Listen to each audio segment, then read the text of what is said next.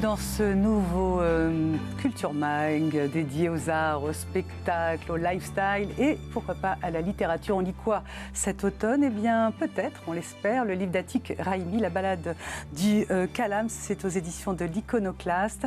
Atik Rahimi, vous le connaissez sans doute pour avoir lu son prix Goncourt, Sing et Sabour, Père de patience. Vous avez peut-être lu Maudit soit Dostoïevski, vous avez peut-être vu ses livres. Et si ce n'est pas le cas, eh bien nous sommes bien contents de vous le faire découvrir. Atik Rahimi est un écrivain français, afghan, un réalisateur. Son nouveau livre, donc La balade du Calame, parle d'exil, d'errance, de migration et on est très content d'avoir sur le plateau.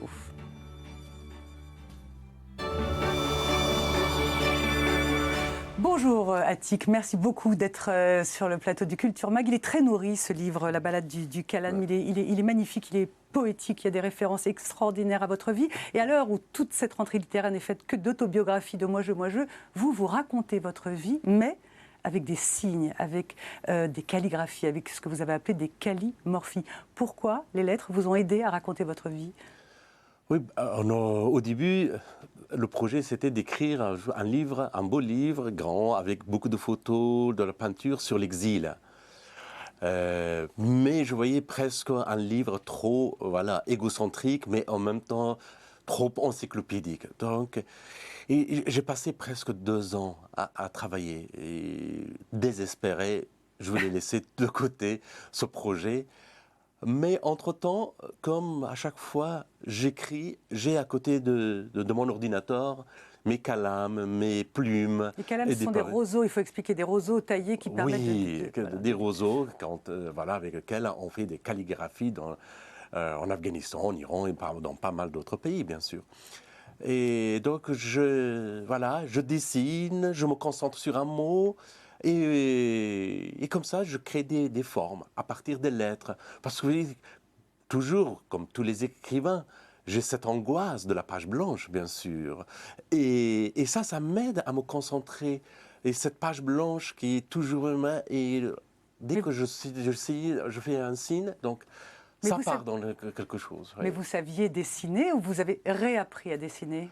Là, j'ai commencé à dessiner très jeune. En Afghanistan, parce que ma mère, elle était l'institutrice des beaux-arts dans un lycée des filles. Et c'est elle qui m'a beaucoup appris et qui m'a encouragé. Et j'ai fait même en Afghanistan la une d'un magazine pour la jeunesse parce que je dessinais. Ensuite, j'ai abandonné. Je me suis orienté plus vers la littérature, ensuite vers le cinéma. Mais ces dernières années, oui, je me suis retourné vers la calligraphie parce que ça m'aide à me concentrer. Et en plus, comme je travaille énormément sur l'ordinateur et tout ça, j'ai besoin d'un travail un peu manuel, de me lever, de faire quelque chose. Et les callimorphies m'aident énormément. C'est très très beau, ce sont de très très jolis dessins. Est-ce que quand même c'est cette envie de revenir sur votre vie, puisque c'est votre autobiographie, ce livre, est-ce que, je ne sais pas, c'est ces 30 ans d'exil en France, est-ce que c'est la crise des migrants, est-ce que c'est l'arrivée de, je ne sais pas, ces réfugiés syriens, irakiens qui vous ont subitement donné envie de revenir sur votre propre histoire ? Ah non, j'avais commencé bien avant cette crise.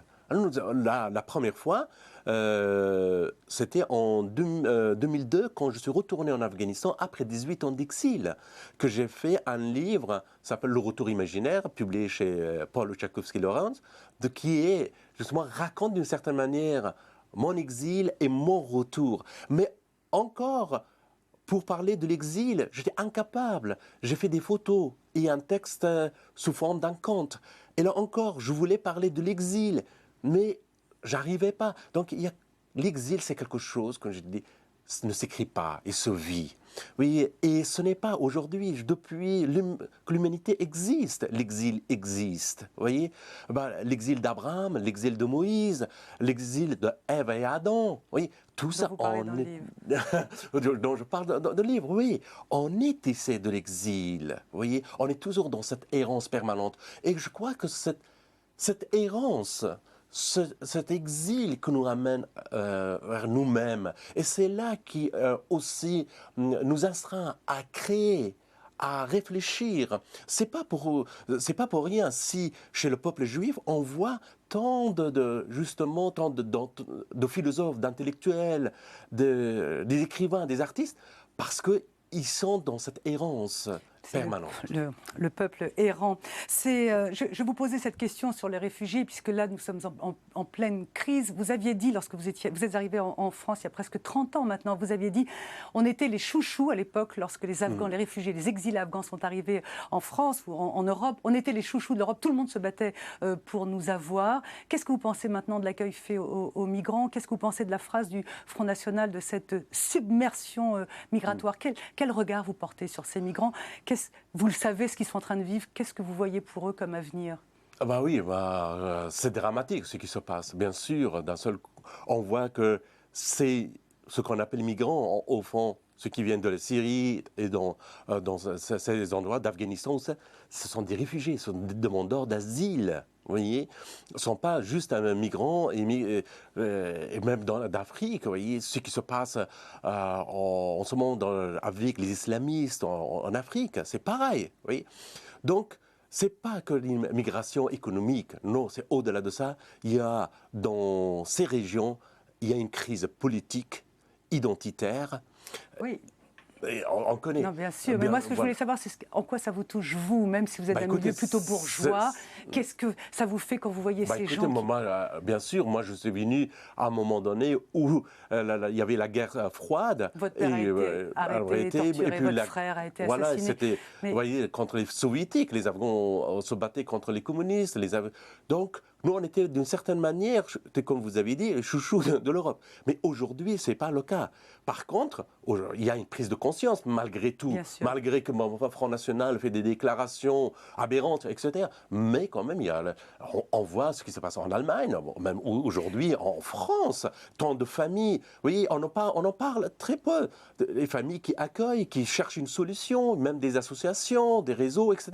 Donc, on ne peut pas dire que non, il y a vraiment le rejet total de tout ça. Il y a une prise de conscience, bien sûr, heureusement, mais moi, je remets en question aussi pas mal d'autres pays qui sont dans la région et qui ne font rien. Entre autres, l'Arabie Saoudite. Vous voyez, ils sont capables d'accueillir 2 millions, 3 millions de pèlerins, vous voyez, sous les détentes très magnifiques, très équipés. Ils ne sont pas capables de recevoir 200 000, alors qu'on sait très bien ce qui se passe dans la région, c'est à cause d'eux. Bien sûr. Donc, je me retiens. D'accord, oui, retenez-vous. Il faudrait pas que vous ayez quelque chose sur le dos. Il y a autre chose donc, dans votre livre sur ces callimorphies. Il y a une relation entre l'alphabet hébraïque, vous parliez tout à l'heure des Juifs, peuple errant, mais une relation entre les lettres hébraïques, Aleph, j'ai noté, Yud, et l'alphabet du Coran. Quel est votre lien au peuple juif, au judaïsme? Écoutez, moi je crois que c'est bon, dans les trois religions abrahamiques, le judaïsme était vraiment la religion fondatrice, ensuite le christianisme et l'islam. Aussi, il a continué sur la même piste. Vous voyez, sans avoir lu l'Ancien Testament et le Nouveau Testament, on ne peut pas comprendre le Coran. C'est ce qu'on oublie souvent dans les pays arabes musulmans, etc. Et moi, non seulement ça, mais moi je m'intéresse aussi à la religion bouddhiste. Oui, vous avez une définition d'ailleurs, je suis bouddhiste, je suis chrétien, je suis juif, qui est très... Voilà, donc pour moi, parce que quoi que l'on fasse, on ne peut pas se débarrasser comme ça de la religion. On ne peut pas devenir athée comme ça. Même aujourd'hui, les athées d'aujourd'hui on se positionne par rapport à la religion abrahamique, vous voyez, même Marx, etc., Lénine, etc., tous ces gens-là, les grands matérialistes, c'est pas avec les concepts judéo-chrétiens, vous voyez. Donc, il y a quelque chose au fond de nous, de la religion. On y croit ou on ne croit pas, ça c'est autre chose, mais on est structuré par rapport à ça. Et ça m'intéresse parce que, vous voyez, les religions, ils ont un rapport avec les mots, avec la lettre. C'est pas pour rien qu'on dit au commencement était le verbe. Et même en islam, c'est dit au nom de, on commence toujours avec le signe la, que ça veut dire non, une sorte de rébellion, etc. Et ça m'intéresse énormément parce que dans toutes les religions, il y avait quand même une pensée, une vision de ce monde à analyser, à voir et interpréter. Atik Raimi, j'ai une question vraiment bébête, mais vraiment très bébête. Pourquoi, selon vous, les Juifs et les Arabes ne s'entendent pas? Qu'est-ce qui fait qui pourraient s'aimer? Parce que de ça, justement, d'abord, se comprendre et puis se lire. Pas que comme ça de lire le Coran uniquement ou l'Ancien Testament. Il faut lire tous ces livres. Il faut lire avec intelligence, parce qu'on peut tout lire dans ces textes-là. Oui, on peut tout bien tirer. sûr, par exemple, chez nous, en Afghanistan, malheureusement, on lit le Coran, mais sans traduction. Oui, et ça, c'est très dangereux, parce que il n'y a que quelques mots-là qui ont cette possibilité de lire et d'analyser le Coran. Voyez, mais il faut qu'on fasse comme on fait, par exemple, en lisant l'Ancien Testament, tout ça, il y a une tradition d'interprétation, de lecture, etc. Il faut faire ça, il faut lire, il faut se comprendre, et puis accepter sa différence aussi. Je vous pose cette question parce que vous adaptez un roman magnifique de Amin Maalouf, qui est l'histoire d'un prince ottoman et d'une jeune femme juive. Pourquoi vous avez choisi d'adapter ce livre? Écoute, je crois que ce livre reflète un amour impossible.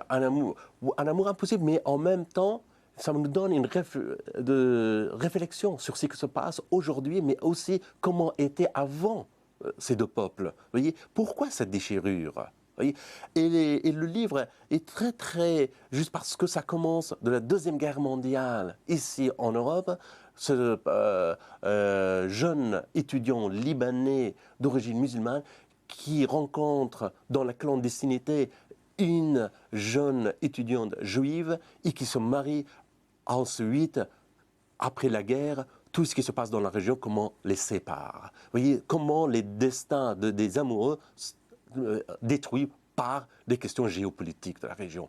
Je crois que ça remet en question ce qui se passe aujourd'hui dans ce pays-là et puis sur ces peuples. Vous retrouvez dans ce film que vous allez tourner votre actrice, Golshifteh Farahani. Vous l'aviez déjà dirigée dans l'adaptation de votre prix Goncourt, Singé Sabour. Elle a posé nue la couverture d'un magazine dans L'Égoïste. Ça lui a valu énormément de problèmes en Iran, dans sa famille. Qu'est-ce que vous, intellectuels, quand je dis vous, c'est pas vous, mais enfin tous les intellectuels issus des pays du Moyen-Orient qui arrivaient en Occident, qu'est-ce que vous pouvez faire pour aider ces femmes là-bas qui sont encore victimes de tout? On voit ce que font ces détraqués de Daesh aux femmes. Qu'est-ce que vous pouvez faire? D'abord, leur donner la parole, l'espace.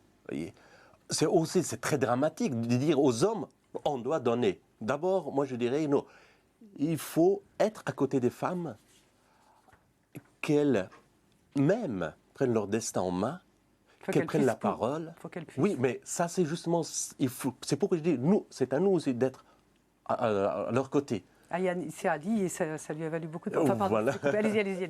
Voilà, oui, il faut qu'elle prenne la parole, il faut qu'elle puisse. Qu'elle puisse prendre la parole, qu'elle puisse s'intégrer dans la vie culturelle du pays. Aujourd'hui, par exemple, avec peu de choses que je fais en Afghanistan, avec les jeunes réalisatrices, avec les jeunes... Vous êtes retourné en Afghanistan pour aider? Oui. Vous pardonnez? Rarement, oui, mais moi, j'ai jamais eu de problème avec l'État ou quoi que ce soit. Moi, mon problème, c'est avec une certaine tradition, avec certains hommes religieux dans le pays. L'islam. Voilà. Et donc, ce sont eux qui m'attaquent, vous voyez. Et en plus, eux m'attaquent. Pourquoi? Parce que je donne des réflexions sur le corps des femmes, la présence des femmes dans la société. Et puis, je parle de leur désir, bien sûr, ou de mon désir dans mon rapport avec les femmes dans le pays. C'est une ode aux femmes. Il y a des dessins dans ce livre. Vous n'avez pas peur que ça tombe entre de mauvaises mains, notamment de... Écoutez, non, je crois que... Si un artiste ou un écrivain est peur, donc il faut qu'il cesse d'écrire ou de créer. Non, on est là justement pour remettre des choses en question. On n'a pas de réponse, mais au moins il faut qu'on remette des choses en question.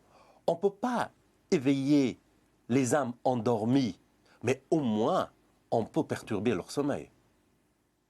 Vous auriez voulu l'écrire en persan, ce livre. Vous écrivez en français, c'est votre troisième livre en français, une langue que vous maniez magnifiquement bien. Vous auriez voulu l'écrire en persan. Vous pensez que la sensualité, la suavité, ce rapport aux femmes aurait trouvé sa place en persan? J'essaie toujours, vous voyez, dans ce livre, par exemple, j'écris tout en français, Mais quand j'essaie de réfléchir sur le corps, sur la femme, sur l'état, l'allure, je calligraphie des lettres persanes. Donc, pourquoi? Parce que je crois dans les lettres persanes, mais aussi dans l'alphabet hébraïque et tout ça, il y a une forme de sensualité qui est très très proche du corps féminin. C'est mon point de vue, mais bon. Mais c'est pour ça qu'on a vraiment beaucoup aimé ce livre. Merci beaucoup Atik Rahimi. Voilà, je remonte la balade du Kalam aux éditions Iconoclaste. C'est pour vraiment découvrir avec vous voilà, cette poussière douce, ce vent du désert afghan mélangé à cette intelligence occidentale. Voilà, c'est avec ces paroles et avec vous, merci qu'on va se quitter. On se retrouve demain à la même heure, juste après c'est l'info. Merci.